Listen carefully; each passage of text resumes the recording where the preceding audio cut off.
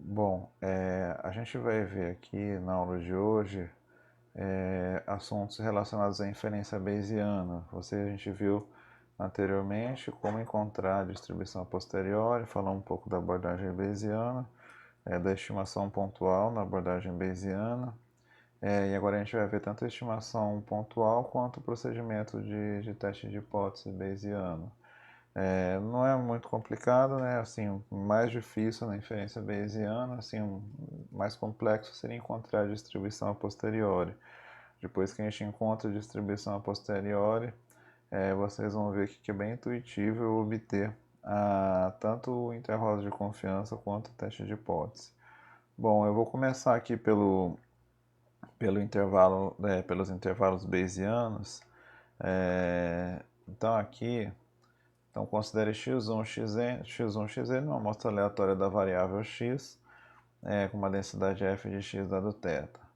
Bom, então a gente viu anteriormente a distribuição a posteriori π de θ dado x, que é a junção da informação dos dados com a distribuição a priori, que é uma informação inicial. Então eu tenho a distribuição a posteriori, deixa eu colocar aqui, então a distribuição a posteriori, a gente tinha aqui o π de θ dado x, o que era?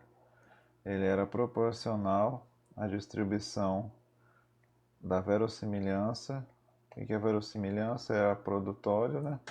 De conta nf de xi dado θ vezes a informação a priori, a distribuição a priori, π de θ. O que a gente fez lá nos exemplos anteriores? A gente juntava essas duas informações.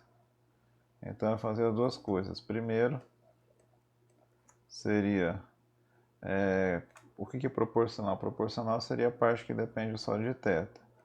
Então verificar o que depende só de θ. Tudo que não depende do θ eu tirava para fora da proporcional. E aí o segundo passo é observar se tem alguma forma de uma distribuição conhecida. Se tem a forma de uma distribuição conhecida. Então a gente viu alguns casos que tem, né? E aí como é que eu faço a inferência bayesiana? Então eu tinha lá o π de θ dado x, geralmente a gente viu exemplos que é conhecido. Alguns são gama, alguns eram beta, outros eram normal. Então aí eu tinha essa distribuição. Então vamos supor que esse π de θ dado x é uma distribuição gama, por exemplo. Então eu sei os parâmetros, eu consigo desenhar a curva dessa distribuição aqui. Então isso aqui é como se fosse a minha posteriori, né? Então eu tenho aqui a curva da distribuição. Essa é a minha distribuição a posteriori. O que era um estimador pontual? O estimador pontual, que a gente viu lá anteriormente, que era o estimador de Bayes, conhecido como estimador de Bayes, a gente utilizava como sendo a esperança dessa distribuição a posteriori. Por exemplo, se a minha distribuição a posteriori era uma gama, que a gente chamou lá de A1B1, eu sei que o meu estimador de Bayes vai ser a esperança dessa gama, que é 1 dividido por B1.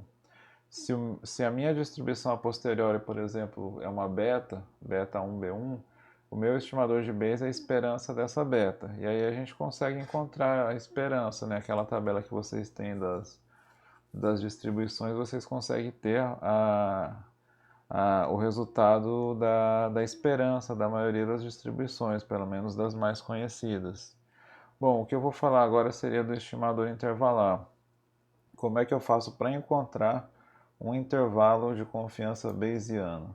Bom, então aqui eu tenho a distribuição a posteriori, que a gente viu como calcular, seria a verossimilhança vezes a priori. Bom, eu quero o intervalo T1, T2, eu quero encontrar um intervalo aqui, vou usar a mesma notação do autor, eu quero um intervalo T1, T2 para o θ, intervalo bayesiano T1, T2 para o θ. O que diz essa definição aqui? essa definição diz que o intervalo T1, T2 é um intervalo de confiança bayesiano para θ, com uma confiança gama igual a 1 menos alfa, ou seja, uma confiança bem grande, né? Geralmente a gente fixa esse gama em 90% ou 95%. Então ele vai ter uma confiança 1 menos alfa se a integral de T1, T2 da posteriori, então se eu integrar com relação a θ, a distribuição a posteriori vai ter que ser igual a uma confiança gama. Então basicamente o que ele está dizendo é o seguinte: eu quero encontrar uma região. Então isso aqui é a minha posteriori, isso aqui é o π de θ dado x. Essa aqui é a posteriori. Encontrei a posteriori, pelos procedimentos que a gente viu anteriormente. Como é que eu encontro o intervalo de confiança para o parâmetro? O intervalo de confiança T1, T2, ele está dizendo o seguinte. Ele está dizendo que o intervalo de confiança T1, T2 tem uma confiança gama, 1 menos alfa, se a integral da posteriori entre T1 e T2, o que seria a integral entre T1 e T2? Seria a área toda aqui, entre T1 e T2.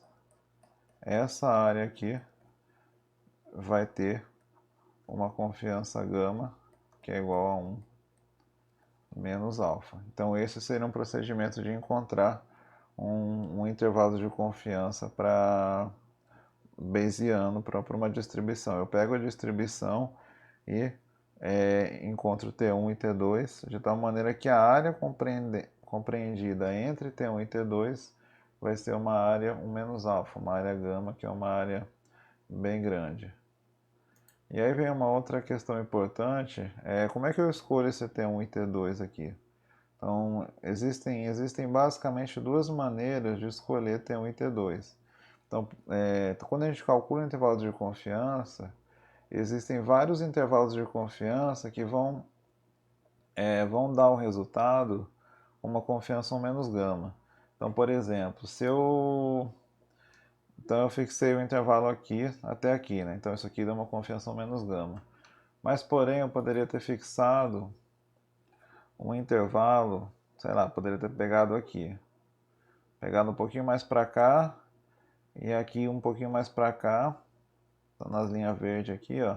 De tal maneira que se eu fizer aqui a área na linha verde, poderia acontecer também desse meu intervalo ser também 1 menos alfa, ser o gama também.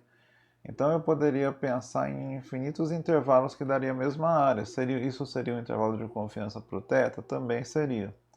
Então eu poderia pensar aqui em outras opções aqui de intervalo. Poderia pegar, por exemplo, começar aqui no zero e pegar aqui logo por exemplo, no quantil menos gama. Então de 0 até 1 menos alfa, desculpa, do 0 até o quantil menos alfa. Isso aqui também pode ser que isso aqui seja um intervalo de confiança gama.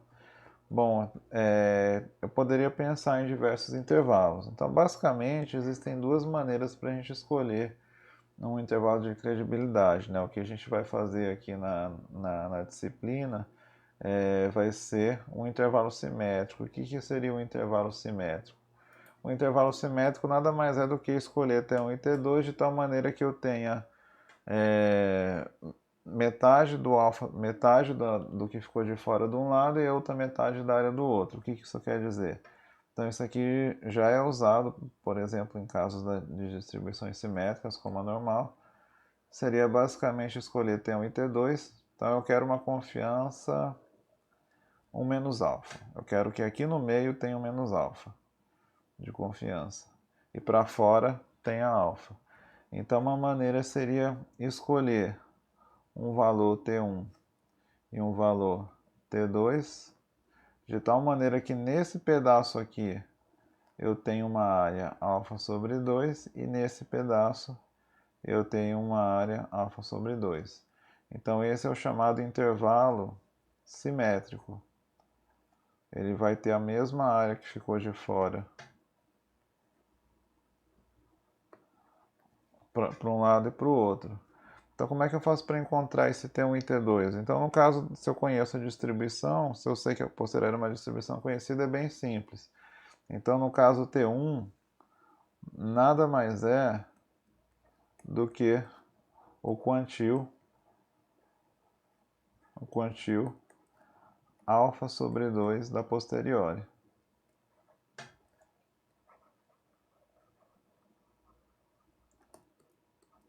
E o T2 seria o quantil, o contrário, né, o que está lá no final, seria o quantil 1 menos alfa sobre 2, né? 1 menos alfa sobre 2 da posteriori. Então basta eu encontrar os quantios dessa distribuição. Então, por exemplo, se eu sei que a minha distribuição a posteriori é normal, é beta, é gama, eu consigo encontrar os quantios no R, por exemplo. Digito lá a função Q beta do alfa sobre 2, depois do menos alfa sobre 2 e terei o meu intervalo de confiança. Bom, o que a gente vai trabalhar seria com esse, né? Existe um outro intervalo que é chamado intervalo HPD, que é o intervalo chamado de máxima densidade a posteriori. Então esse intervalo aqui, ele é o intervalo que produz o intervalo com o menor comprimento possível. Ele não necessariamente é simétrico, mas ele é o intervalo que produz o menor comprimento possível. Eu vou só dar uma ideia geral do que seria esse HPD. Então esse HPD seria escolher. Então, por exemplo, vamos supor que eu tenho lá a distribuição, né? Então o que acontece? Eu vou ter, vamos supor, o intervalo simétrico vai ser T1 e T2. Eu vou ter alfa sobre 2 e alfa sobre 2 aqui. Eu poderia pegar, por exemplo, 0 e T3 seria um outro intervalo, entre 0 e T3 seria um outro intervalo. Então existe um outro procedimento que é pegar, por exemplo, então aqui, quando eu faço de 0 a T3, eu estou excluindo aqui, eu tô colocando no meu intervalo regiões com probabilidades, com densidades muito baixas, densidades bem baixas aqui perto do zero. Então não é muito interessante eu colocar densidades muito baixas, né, intervalos com inserir no intervalo valores com densidades muito baixas. Então o que o HPD faz basicamente ele faz ele faz tipo um traço aqui, ele escolhe um valor aqui nesse eixo e faz um traço, de tal maneira que ele pega um valor aqui e um valor aqui. Então o intervalo vai ser o que está compreendido nessas duas linhas vermelhas.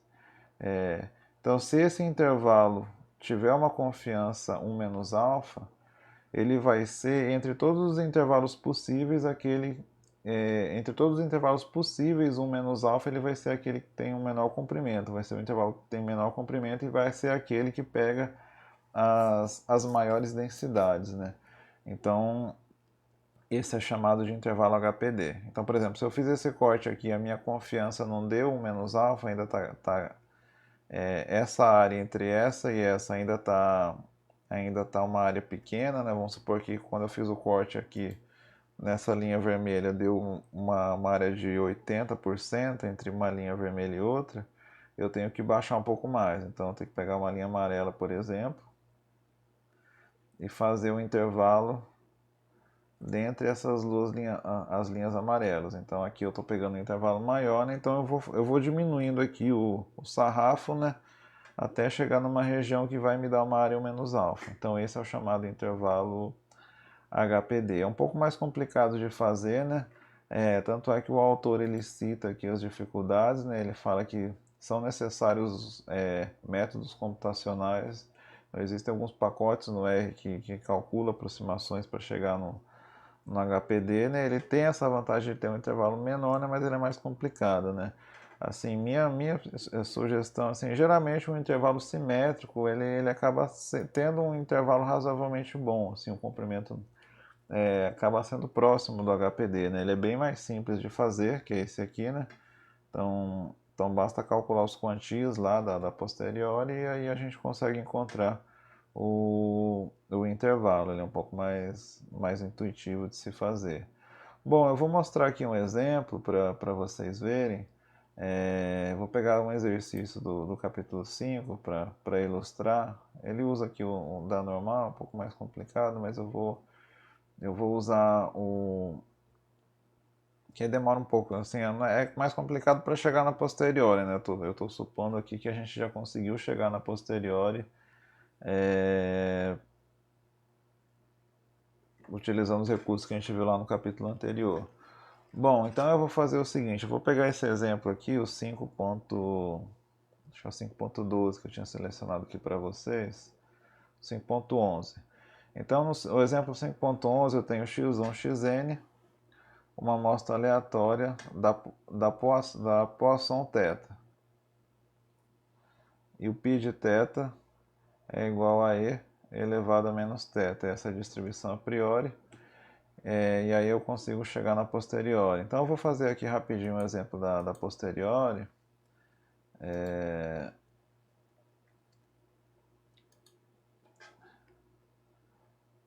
Então o exemplo é o seguinte, então seja, está em amarelo, vai ficar muito fraquinho para vocês verem. Seja x1, xn e d Poisson θ. Então o que é o f de x dado θ? A densidade da Poisson vai ser θ elevado a x elevado a menos θ sobre x fatorial. O que seria a posteriori? A posteriori, f de θ dado x é o que? A gente viu lá nos capítulos anteriores que ela é proporcional à verossimilhança, que é o produtório de i igual a 1 até n f de xi dado θ, vezes a priori. Então esse produtório aqui é o produtório das Poissons, produtório de i igual a 1 até n, θ elevado a xi elevado a menos θ sobre xi fatorial, vezes a priori, né, que é e elevado a menos θ. Então vamos abrir aqui esse produtório. Então esse aqui vai ser o produtório de xi fatorial, continua sendo a mesma coisa. Eu vou reescrever aqui, né, produtório de xi fatorial. O produtório de θ elevado a xi é o θ elevado à somatória de xi. O produtório de e elevado a menos θ, e elevado a menos θ é uma constante, como se eu multiplicasse n vezes a mesma coisa. Então fica e elevado a menos nθ, vezes a priori, e elevado a menos θ. Bom, então isso aqui é proporcional. Então na posteriori, tudo que não depende do θ eu passo para fora. Eu passo para fora o que não depende do θ, eu posso ignorar. Então no caso aqui, a única coisa que não depende do θ é o produtório de xi. Daí eu vou reescrever a posteriori sem ela. Eu já vou simplificar aqui algumas coisas. Isso aqui é θ elevado à somatória de xi e elevado a menos, vou colocar o θ em evidência, elevado a menos θ, n mais 1. Agora a gente pode ver que isso aqui tem a cara da distribuição gama. O que é a distribuição gama? Lembra a distribuição gama? Eu vou abrir aqui uma caixinha de observações, relembrando aqui da aula anterior. A distribuição gama, uma gama alfa beta. O que era a cara de uma gama alfa beta? Era θ elevado a menos 1 elevado a menos beta θ. Na verdade, alfa menos 1, né?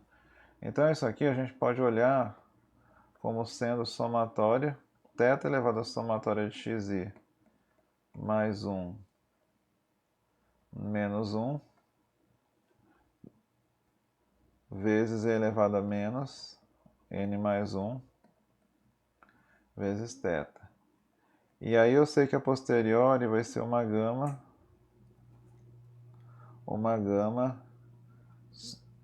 somatória de xi mais 1 e n mais 1. Essa aqui é a minha distribuição a posteriori, é uma distribuição gama. Agora aqui no enunciado ele forneceu para a gente esses valores. Ele está dizendo o seguinte, ó, construa um intervalo de confiança de 95% para uma amostra de tamanho 10, e nessa amostra de tamanho 10 o resultado é igual da somatória de x e deu 18. Ele calculou lá, né, que naquela amostra a somatória de x e deu 18. Então vamos encontrar um intervalo de confiança para esse resultado aqui. Eu vou ter que se n igual a 10 e somatória de xi é igual a 18, a posteriori, o θ dado x é uma gama somatória de xi mais 1, ó, somatória de xi mais 1, que é 18 mais 1 é 19, e n mais 1, 19 e 11, né, 10, 11. E o intervalo vai ser os quantis. Então a minha gama 19 e 11, ela vai ter uma forma lá, né? Ela vai ter uma forma e eu vou calcular os quantis, o alfa sobre 2 e o menos alfa sobre 2. Então vai ser o intervalo, vai ser como eu quero um intervalo de 95, o intervalo serão os quantis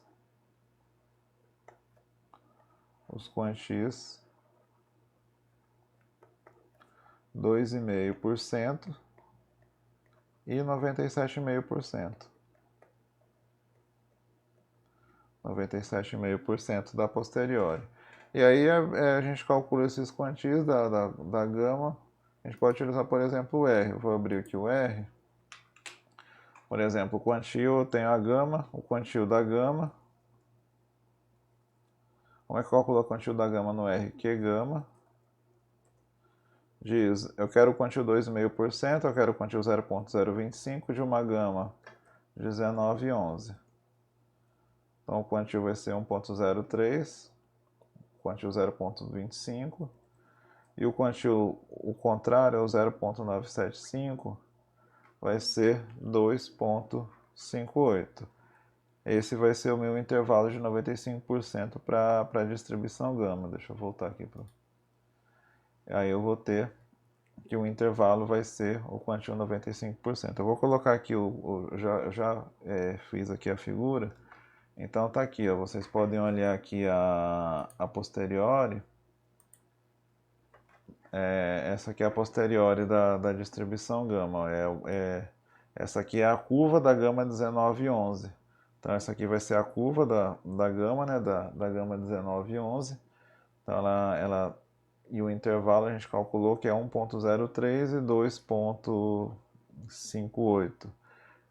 Então vou colocar aqui o intervalo. Então tá aqui o intervalo. Então essa curva aqui eu coloquei aqui em vermelho o intervalo, limite inferior e o limite superior do intervalo de 95%. Então aqui dentro eu tenho uma área de 95%. O estimador de Bayes é a média, né, que é o 19 sobre 11, que está aqui no meio, mais ou menos. E o estimador intervalar, o intervalo bayesiano, vai ser os valores que estão dentro desse intervalo. Assim eu consigo encontrar o intervalo de confiança bayesiano. Se eu quisesse, por exemplo, um intervalo de 90%, bastaria eu fazer, por exemplo, o quantio 5% e o 95% da gama. Bastaria eu vir aqui no R, né, e fazer, em vez do 0.025 e o 0.975, eu iria utilizar o 0.05 e o 0.95. E isso vale para qualquer intervalo bayesiano. Se eu quisesse, por exemplo, se a minha posteriori fosse normal, por exemplo, em vez da gama, depois que eu encontrei a posteriori, se eu descobrir que a posteriori é normal, basta fazer os quantis dessa normal. Quantio alfa sobre 2 e o menos alfa sobre 2 dessa normal. A grande dificuldade é encontrar a posteriori. Depois que eu encontrei a posteriori, o intervalo de confiança é os quantis daquela própria posteriori. Bom, e agora eu vou para a última parte, que seriam os testes bayesianos. O teste de hipótese bayesiano, ele também depende só da distribuição a posteriori e depende também da relação entre intervalos de confiança e teste de hipótese. Então aqui o teste ele vai ser baseado na distribuição a posteriori, então o teste é baseado na distribuição a posteriori. E aí existe a relação, então são duas coisas, baseado no teste de hipótese e baseado na relação que existe entre teste de hipótese e intervalos de confiança. Então, por exemplo, uma maneira de eu relacionar o teste de hipótese com o intervalo de confiança, o que eu faço no intervalo de confiança? Eu crio um intervalo de confiança por um parâmetro θ. Então, com 95% de confiança, o θ vai estar dentro daquele valor. Então, se eu quero testar se o θ é um determinado valor e para ter uma evidência se eu rejeito ou não a hipótese, o que eu vou fazer é verificar se o meu θ da hipótese nula está dentro do intervalo de confiança. Então, se ele não tiver, eu vou rejeitar a hipótese nula. Então, por exemplo, vou abrir aqui mais uma página. Por exemplo, eu quero testar se a média de altura das pessoas é 1,70 m, por exemplo, contra H1, a média é diferente de 1,70 m. Então eu posso fazer um teste de hipótese, o teste TRVG, por exemplo, mas eu posso utilizar o intervalo de confiança. Eu vou coletar uma amostra, coleto a amostra e construo o intervalo de confiança para o μ. No caso é o 1000 parâmetro, né? Construo o intervalo de confiança para μ. Por exemplo, vamos supor que o x barra da minha amostra deu 1,80 m. O meu estimador pontual é 1,80 m. E o meu intervalo de confiança, por exemplo, 95% de confiança, eu vejo lá a curva da distribuição normal. Então, suponho que isso aqui é uma norma, está muito feio aqui, né? Não ficou simétrico. Quero fazer uma coisa mais ou menos simétrica. Então, essa aqui é a curva da normal. Então, vamos supor que com 95% de confiança, a minha altura está entre 1,65 e 1,95, por exemplo. A minha hipótese nula, 1,70 m, ele está dentro desse intervalo. Então, se ele está dentro desse intervalo, quer dizer que pode ser que esse resultado aqui, seja plausível para que realmente a média seja 1,70 m. Então, se a média é 1,70 m, poderia ter acontecido uma situação dessa. Então, no caso, o intervalo de confiança para o θ contém o H0. Então, toda vez que um intervalo de confiança contém o valor da hipótese nula, eu não vou rejeitar o H0. O valor, né, que teve na amostra está próximo daquilo do H0. Agora, por exemplo, se a minha hipótese nula fosse dizer que a média das pessoas, por exemplo, é 1,60 m, e na minha amostra tivesse ocorrido 1,80 m, então o meu valor H0 está fora do intervalo. Então, quando ele estiver fora do intervalo, eu vou rejeitar o H0. O valor é muito diferente daquilo que eu observei. O valor no meu intervalo ele é muito diferente daquilo que disseram lá na hipótese nula. Então, uma evidência muito grande para dizer que a minha hipótese nula não está correta. Então, nesse caso aqui, essa evidência, né, leva a gente a rejeitar H0. Uma maneira da gente utilizar, né, a relação de teste de hipótese com intervalos de confiança é essa. Comparar o intervalo e ver se o valor do H0 está dentro do intervalo. Aí, se você é bayesiano, é a mesma coisa. Você vai encontrar a posteriori e vai escrever, vai construir o intervalo da posteriori utilizando os quantis, e aí vai ver se está dentro do intervalo. Então, no caso aqui, o procedimento vai ser o mesmo, né? Então, eu quero testar H0, θ igual a θ0 versus H1, θ diferente de zero. Aí a gente vai construir o intervalo bayesiano, do jeito que a gente acabou de fazer aqui, para o θ. E se o θ0 estiver contido no intervalo, aí a gente aceita H0. Agora, se o θ0 estiver fora do intervalo, então a gente rejeita H0. Eu vou voltar aqui para o exemplo anterior, da distribuição lá da Poisson. Então vamos supor que lá no exemplo da Poisson, vamos supor que a gente quer testar, então no exemplo da Poisson,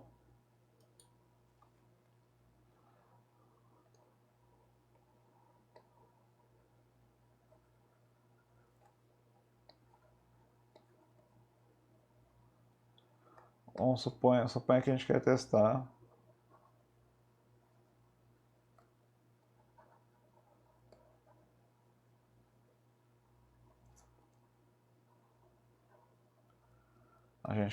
o que? A gente quer testar H0. Vamos supor que eu quero verificar se a média da Poisson é igual a 2 contra H1 θ diferente de 2. Então uma pessoa fala assim, olha, eu quero verificar se o meu θ da Poisson é igual a 2, por exemplo. Então o que a gente vai fazer é construir o intervalo. Vou voltar aqui para o... Então eu tenho aqui a posteriori. O primeiro passo é construir a posteriori, que é o que está aqui. Construir a posteriori. A gente construiu o intervalo. O passo seguinte foi construir o intervalo. A gente viu então que o intervalo está entre 1.03 e 2.58. O que eu quero testar? Eu quero testar se o meu θ é igual a 2. Eu rejeito ou não a hipótese de que o meu θ é igual a 2. Então eu vou verificar se o meu θ está dentro do... Se o θ é igual a 2, está dentro do intervalo. O intervalo que a gente encontrou foi em 103, 2.58. Então o 2 está dentro do intervalo. O valor θ igual a 2 é essa linha verde aqui. O 2 está dentro do intervalo, que são as duas linhas vermelhas. Nesse caso aqui, a minha conclusão é de não rejeitar a hipótese de que o θ é igual a 2. Nesse caso aqui, a minha conclusão é não rejeitar. Suponha, por exemplo, se eu quisesse testar, por exemplo, H0 θ igual a 3. Eu quero testar θ igual a 3 contra θ diferente de 3. Então o procedimento é exatamente o mesmo. Só vai mudar o H0, né? Então, em vez do 2, eu vou testar o θ igual a 3. Então, se eu fosse fazer esse teste, o meu θ igual a 3, que é essa linha azul aqui, ele está fora do intervalo. Ó. O θ igual a 3, a linha azul está fora do... Ele está acima do limite superior, que é essa linha vermelha aí que está próxima dele. O limite superior aqui foi o 2,58, né, que a gente achou no limite superior. O θ igual a 3, a minha hipótese nula de θ igual a 3 está fora do intervalo. Nesse caso aqui, a conclusão vai ser rejeitar H0. Então, nesse caso aqui, eu rejeito a hipótese de que o θ é igual a 3. Basicamente, a gente vai fazer isso vale para qualquer distribuição a posteriori. Então, para qualquer... se eu tenho que a minha posteriori, por exemplo, é uma normal, eu quero testar a média, eu faço a mesma coisa. Eu calculo o intervalo para ela e vejo se o meu θ0 está dentro ou está fora do intervalo. Se a minha posterior é um beta, se eu quero testar um parâmetro da beta, eu vou construir um intervalo para ele e verificar se o valor proposto em H0 está dentro ou fora do intervalo. E aí a minha decisão vai ser sempre a mesma, né? Se o meu valor de θ0 estiver fora do intervalo, eu rejeito essa hipótese. Agora, se o meu valor em θ0 estiver dentro do intervalo, eu não vou rejeitar essa hipótese. Então, baseado assim, na abordagem bayesiana é um pouco mais rápido, assim, é mais intuitivo utilizar tanto intervalo de confiança quanto teste de hipótese, né? Assim, talvez a parte mais complexa de inferência bayesiana é chegar numa forma da distribuição a posteriori. Depois que eu cheguei na distribuição a posteriori, eu consigo ter, né, tanto a parte intervalar quanto a parte de teste de hipótese.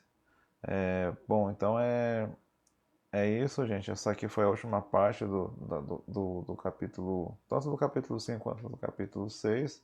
E aí vocês vão ver mais para frente, assim, essa disciplina mais voltada para inferência frequentista, mas em outras disciplinas a gente vai ver um pouco mais da inferência bayesiana, tanto em métodos computacionais quanto a própria disciplina de inferência bayesiana. Tem procedimentos numéricos para problemas mais complexos. Assim, a gente viu até agora como estimar, fazer a inferência bayesiana com um parâmetro só, a gente vai ver com dois, com três. Eu posso testar, propor modelos, de distribuições que eu tenha muitos parâmetros também. Bom, então é isso, gente. Obrigado aí pela atenção.